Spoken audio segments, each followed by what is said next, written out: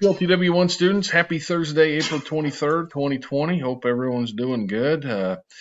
This is week 5, I think, of our new adventures.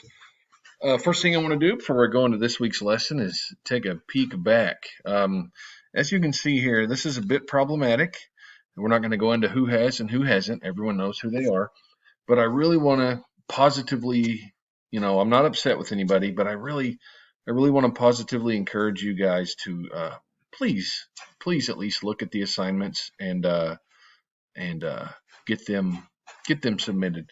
If you don't know what to do, I'm an email away. I can answer your questions. Kiddos have been doing that right and left. I'd love to help you too. Real quick, let's look at this. One thing that was a little confusing, and I apologize for this, is when I made this first page here, this is a snippet, so it's a snippet. It's not, you can't edit it. So some of you guys went ahead and went in and put it in a Google drawing and put the letters in there that matched it up. I appreciate the effort on that. Some people just went down below the questions here and listed it, listed their answers. If you haven't done that, please do so. I love that you answered the analysis questions, but I also want to know that you understand where the parts of the plane are going to be, because that's going to come into play later on in the semester. Okay, all right, enough about that. Email me if you have questions on that too. All right, this week's assignment is going to be really, really cool. For this lesson, we're going to take a look at a free online flight simulator, as well as try and determine what some of those instruments on the dashboard of the aircraft are telling us about the plane and its relation to the ground. Okay, that sounds complicated, but this lesson's almost just as much playing around as it is determining the information that's required. The learning target for this particular lesson is I can accurately describe the motion of an aircraft based on the instrument readings. Okay, and for you to show me that you can do that and that you've met that learning objective, you're going to be able to define and detail what each instrument measures and the unit in which it is measured. So, to meet the requirements of this week's lesson, you'll use the following link to a flight simulator. I've got it up on my screen here. I'm going to show you in just a sec.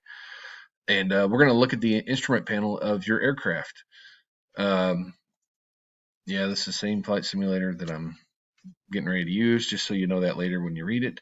While in the flight simulator, you'll see an instrument bank at the bottom of the screen that looks something like this. And hopefully by Tuesday or next Thursday, you'll understand what each of these mean, like what they're measuring and how to describe it. And that takes me to the next part here, the deliverable. So what you're responsible to turn in for me, you can make a copy of this and just add it to the bottom, or you can send me a whole new Google Doc. I don't care. You can put this, you can even get cute with it and copy this image I have on this doc and put it on a Google drawing and kind of have arrows pointing at each one with definitions that show what each instrument measures. But please be specific when you do so. Like, for instance, the following answer, and we talk about this in class all the time. Don't say, that one is ground speed. It measures speed of ground. No, don't give me that. Give me an elaborate, put it in your own words, however you want. Paraphrase it. Just really show me. I need evidence that shows me and that you didn't just copy and paste it somewhere, or you're just restating what it says on the instrument there. Okay? So basically, that's the requirement this week. Let me pump into the website here, and we can take a peek at it. So when you go on, this is what it's going to look like. My computer's getting a little dead here. Hang on. All right. So you're going to click Fly, and it's going to pop this screen up. You get sound with it too, which is awesome, but I'm going to mute it for now just so you can hear me pretty well. And it's got a ribbon on the bottom that has lots of options. You can choose your own aircraft. Okay, that part's fun. This is the Cessna 172. This is the one, I've actually flown this plane myself.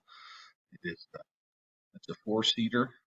You see a lot of these flying around over Wright City, Winsfield, St. Charles.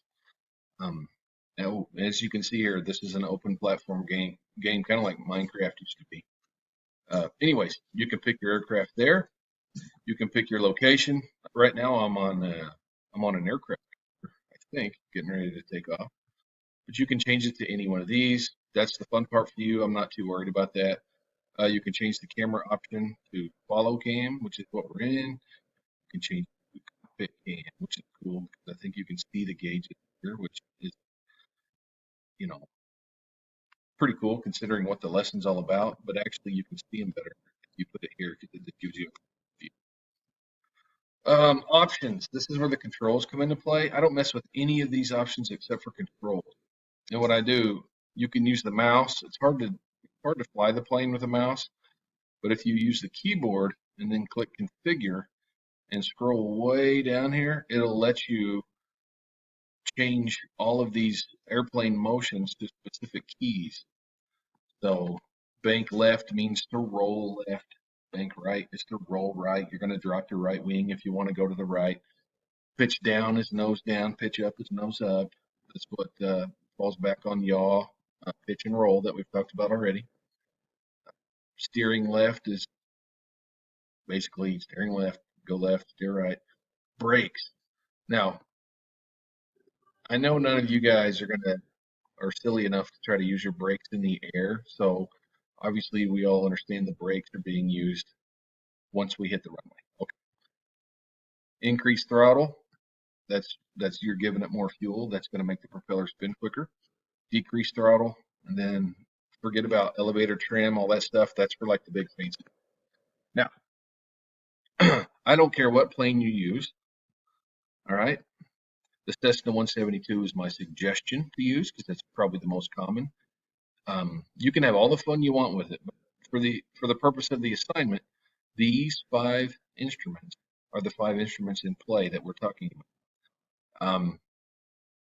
As you move your plane around, I want you to pay attention to what these gauges are doing.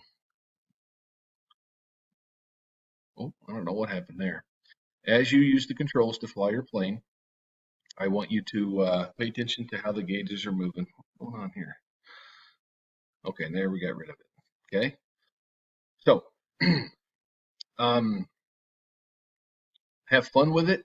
Tuesday we're going to have a Zoom meeting, and I might actually run through this, uh, run through some examples on this with different planes, and kind of and show you how to keep it steady. It's very difficult to keep steady once you get up. Hey, most important thing, have a good time with it, and really, really focus on how these 5 gauges are moving at the bottom of the screen. Please email me with questions. I'd love to chat with you. I've got nothing else to do. My wife's got me doing everything she can think of. I'd really rather sit here and talk to you on my computer. So please get in touch. I'm going to post this video to YouTube, and then I'm going to push this out on Google Classroom. So enjoy, and I will talk to you Tuesday at 1 o'clock.